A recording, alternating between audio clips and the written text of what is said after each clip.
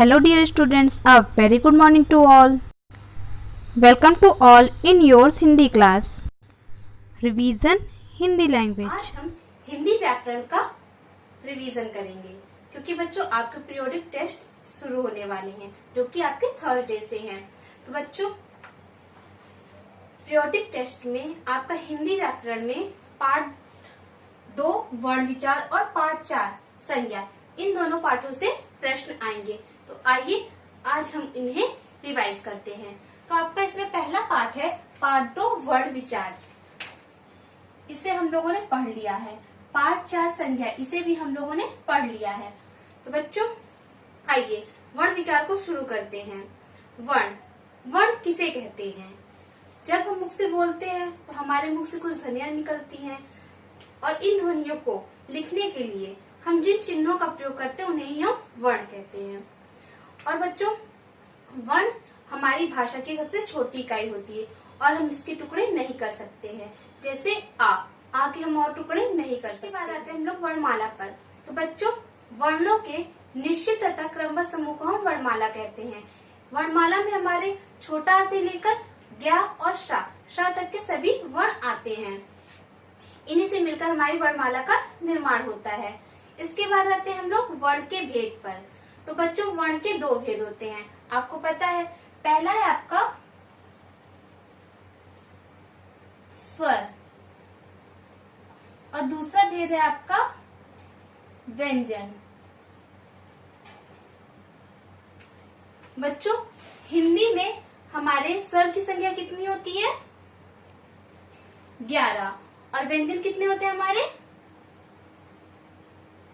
33। स्वर 11 स्वर में हमारा छोटा आ से लेकर अ तक के वर्ण सम्मिलित होते हैं और 33 व्यंजन में हमारे का से लेकर हा तक के वर्ण सम्मिलित होते हैं। अब यहाँ बच्चों आपका अंग और आहा ना हमारा व्यंजन में आता है ना स्वर में आता है। अंग को हम अनुस्वार कहते हैं और आहा हमारा विसर्ग होता है। इसके बाद आते हैं हम व्यंजन पर। 33 व्यंजन होते हैं का से लेकर हा तक। हा के बाद के जो हमारे वर्ण बचे छ, त्र, ज्ञ, श्रा, ये क्या हुए? ये हमारे संयुक्त अक्षर हैं। छ, त्र, ज्ञ और श्रा, ये हमारे क्या हुए? संयुक्त अक्षर, क्योंकि ये 2 वर्णों के मेल से बने हुए हैं।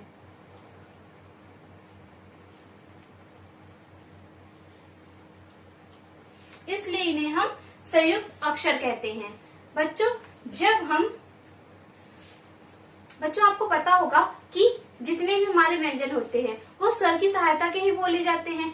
बिना स्वर के हम इन व्यंजनों को नहीं बोल सकते हैं और सभी व्यंजनों में हमारा आ स्वर छुपा होता है।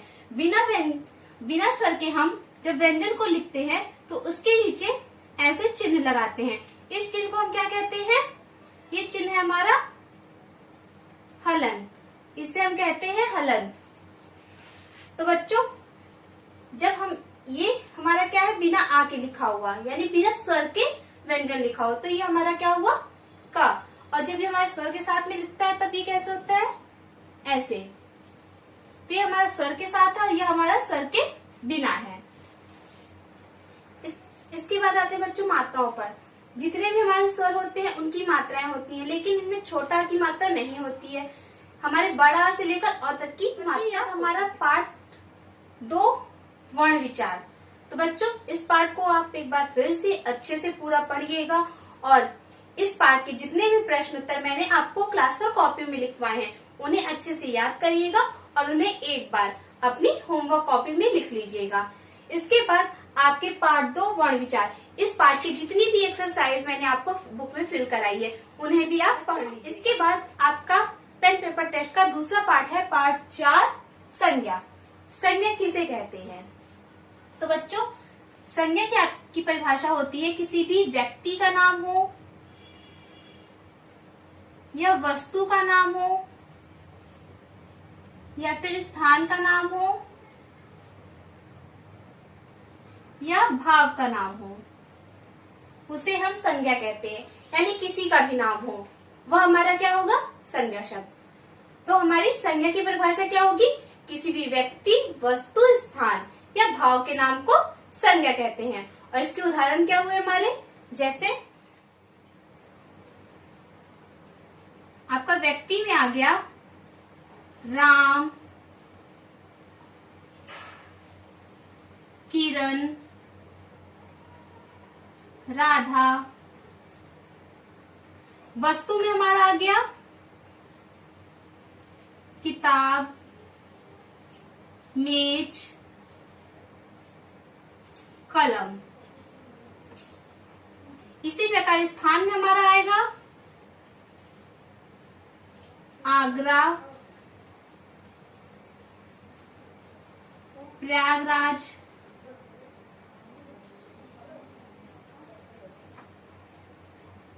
कानपुर। और भाव में हमारा आएगा वीरता, बचपन। ये हमारे भाव के नाम है, ये हमारे स्थान के नाम है, और ये हमारे वस्तु के नाम है, और ये हमारे व्यक्ति के नाम है। तो ये सभी शब्द हमारे क्या हुए? संज्ञा शब्द हुए। संज्ञा के बाद आते हैं बच्चों संज्ञा के भेद पर। तो संज्ञा के हमारे 3 भेद होते हैं। पहला है आपका व्यक्तिवाचक संज्ञा।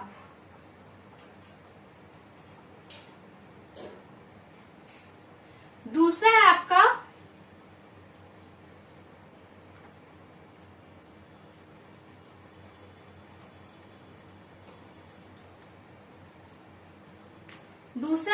जातिवाचक संज्ञा।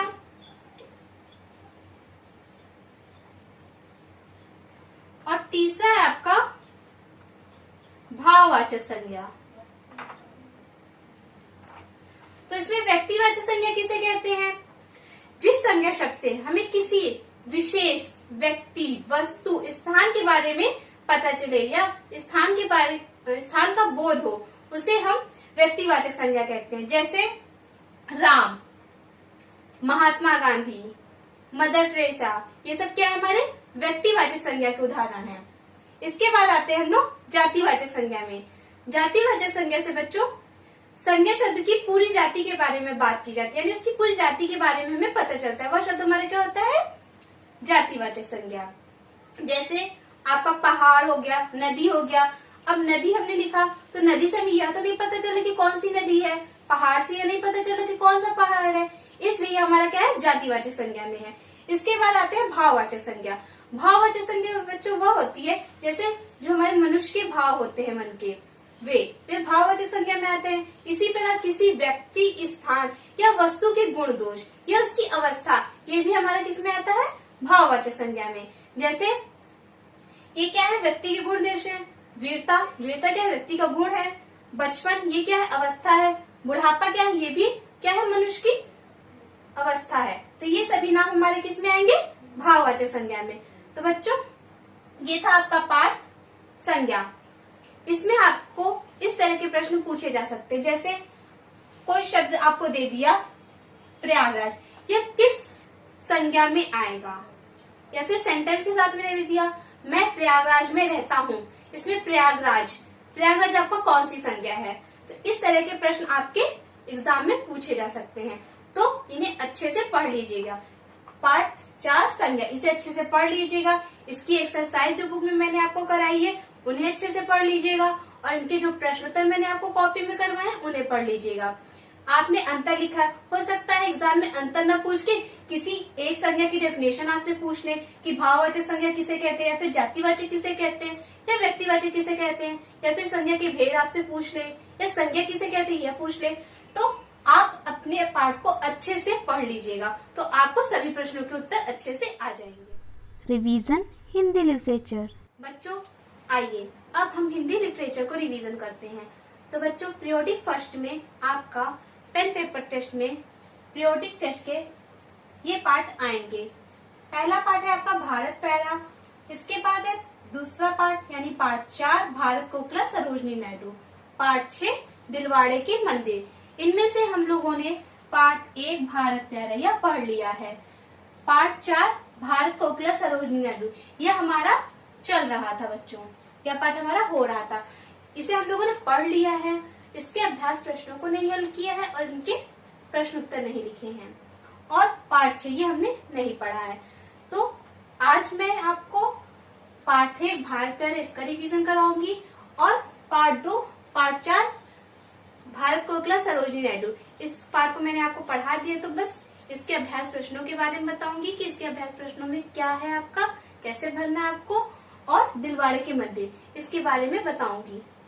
तो बच्चों आइए सबसे पहले हम अपने पहले पार्ट यानी पार्ट 1 भारत प्यारा इसे रिवाइज करते हैं। तो बच्चों भारत प्यारा यह हमारी एक कविता है जो कि हमारे देश पर आधारित है। तो बच्चों यह कविता किसने लिखी है, आपको सबसे पहले उसका नाम याद होना चाहिए। तो भारत प्यारा कविता हमारी किसने लिखी है, सत्यनारायण लाल ने, यानी इस कविता के रचनाकार कौन है, सत्यनारायण लाल। और बच्चों इस कविता की कम से कम 8 पंक्तियां आपको अच्छे से याद होनी चाहिए, जैसे देश हमारा भारत प्यारा सब देशों से न्यारा है, इसको ऋषि मुनियों ने मिलकर अपने हाथ संवारा है, इसकी सेवा में बहती गंगा यमुना की धारा है, इसके चरणों को पखारता जलनिधि हिंद हमारा है। तो बच्चों यह 8 लाइन कविता आपको अच्छे से याद होनी चाहिए। और इस पाठ में मैंने आपको जितने भी प्रश्न उत्तर करवाए हैं, जो एक्सरसाइज करवाई है बुक में, उन्हें भी आप अच्छे से पढ़ लीजिएगा। तो बच्चों यह कविता है जो कि हमारे देश के सांस्कृतिक और प्राकृतिक सुंदरता के बारे में बताती है। और इस कविता के माध्यम से कवि ने हमारे देश की वसुधैव कुटुंबकम की भावना को भी उजागर किया, यानी उसे भी प्रकट किया कि हमारे देश में सभी धर्मों को समान रूप से। आपके एग्जाम में पार्ट 1 भारत प्यारा इस पार्ट से इस तरह से क्वेश्चन पूछे जा सकते हैं, जैसे इसमें जो हमारे बहुविकल्पीय प्रश्न है, जैसे जलनिधि हिंद किसके पांव पखारता है, तो आपको यहाँ पर ऑप्शन नहीं दिया जाएगा, आपसे सिर्फ प्रश्न पूछा जाएगा। तो आपको उसका उत्तर पता होना चाहिए। हमने कि जलनिधि हिंद किसके पांव पखारता है, तो आप आंसर क्या करेंगे, भारत देश के। तुरंत आपको आंसर देना है, ज्यादा टाइम मत लगाइएगा, ध्यान से प्रश्न को सुनने के बाद उसका उत्तर दीजिएगा।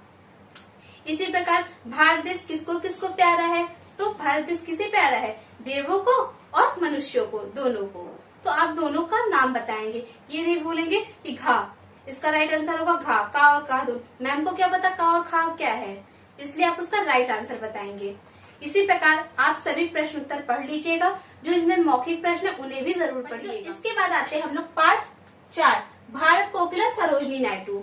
यह पार्ट सरोजिनी नायडू के जीवन पर आधारित है, यानी उनके जीवन में क्या हुआ, कैसे हुआ, कब हुआ, उसके बारे में इसमें सारी बातें लिखी गई हैं। और उन्हें भारत कोकिला कहा जाता है, क्यों, कोकिला का मीन्स क्या होता है, कोयल। कोयल कैसा गाती है, हमारी मीठा गाती है। इसी प्रकार जो सरोजिनी नायडू थी वो अपनी कविताओं को इस प्रकार गाती थी कि उनकी आवाज इतनी मीठी थी, इसीलिए उनको क्या कहा गया है, कोकिला कहा गया है, भारत की कोकिला यानी भारत की कोयल। तो बच्चों सरोजिनी नायडू का जन्म 13 फरवरी 1879 को हुआ था। इन्हें बचपन से ही कविताएं लिखने का शौक था। तो बच्चों इन्होंने एक कविता लिखी जिससे उनकी बहुत तारीफ हुई। जब उस कविता की तारीफ हुई तो उससे वो प्रेरित होकर उन्होंने 1300 पंक्तियों की एक और कविता लिख दी, और इस बार उन्होंने इंग्लिश में लिखी। और उस कविता का क्या नाम था, the lady of the lake. तो बच्चों जैसे the lady of the lake आपसे पूछा जा सकता है कि उनकी अंग्रेजी की पहली कविता कौन सी थी, तो आप बता दीजिएगा लेडी ऑफ द लेक। इसी तरह इस पार्ट से रिलेटेड आपको प्रश्न आएंगे। और उनका विवाह कब हुआ था, 1898। और वह स्वतंत्रता संग्राम में कब गई, किससे मिलने के बाद गई, और कब उनकी किससे कहाँ क्या भेंट हुई, इन सब से रिलेटेड क्वेश्चन आपके आ सकते हैं।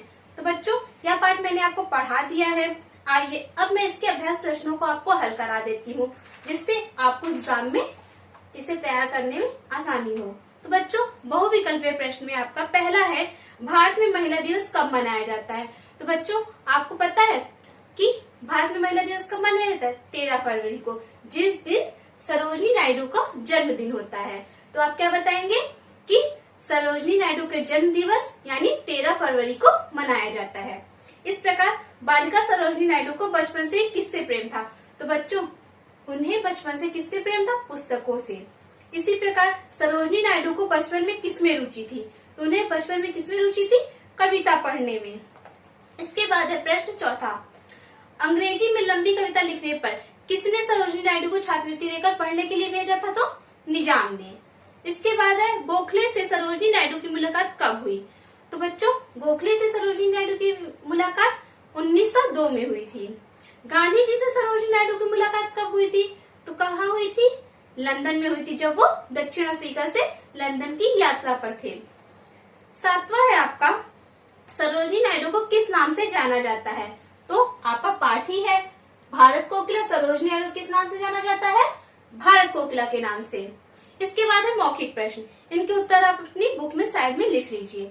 कौन सा दिन महिला दिवस के रूप में मनाया जाता है? तो बच्चों, सरोजिनी नायडू का जन्म दिवस कब है? 13 फरवरी। तो महिला दिवस कब मनाया जाता है? 13 फरवरी को।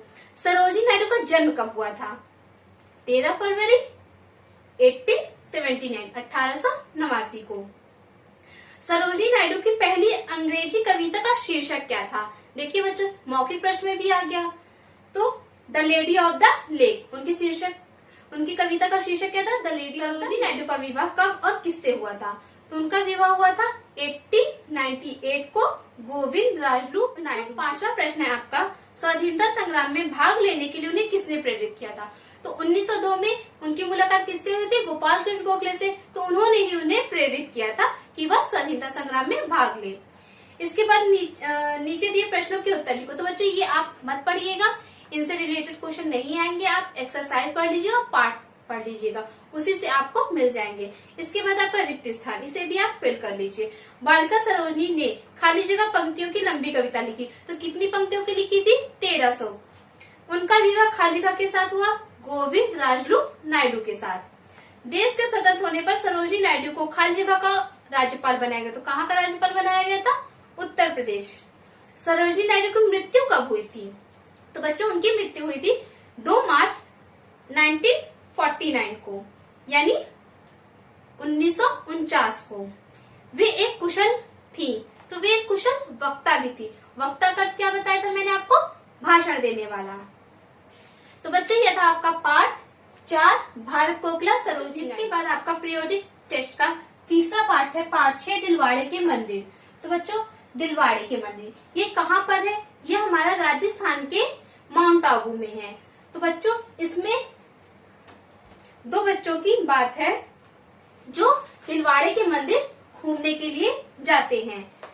माउंट आबू समुद्र तल से लगभग 1700 मीटर की ऊंचाई पर है और इसके रास्ते में, दिलवाड़े के मंदिर, इसके रास्ते में बहुत सारी जो हरियाली है।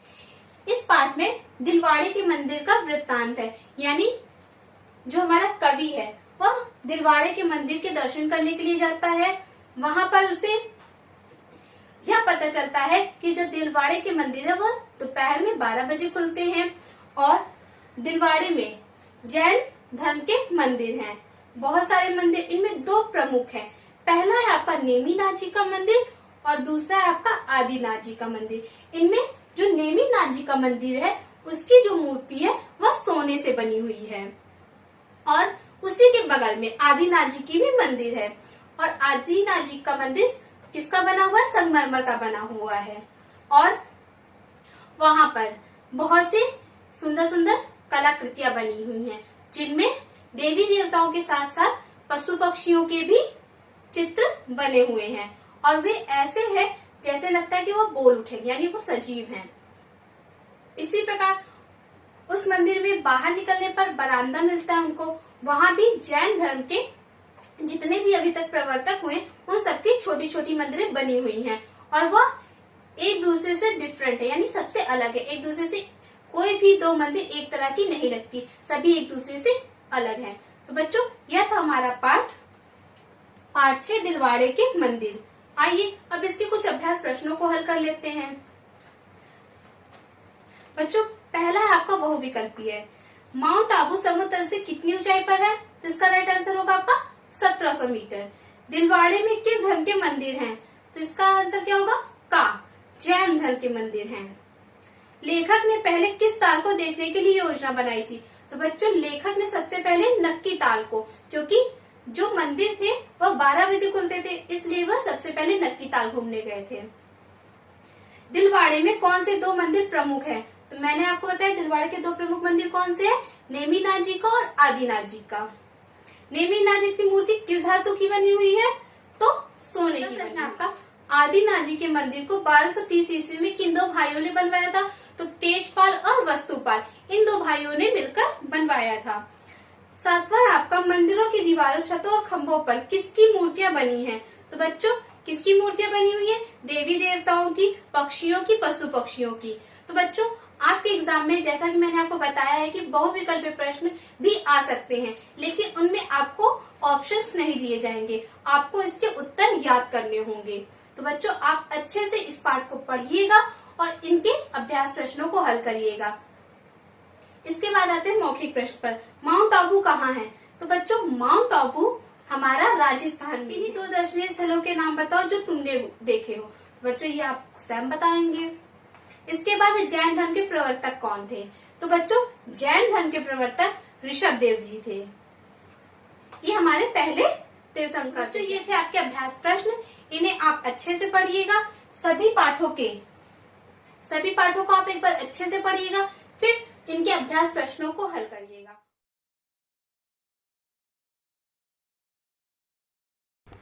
Thank you students. Thanks for watching and always keep smiling and take care.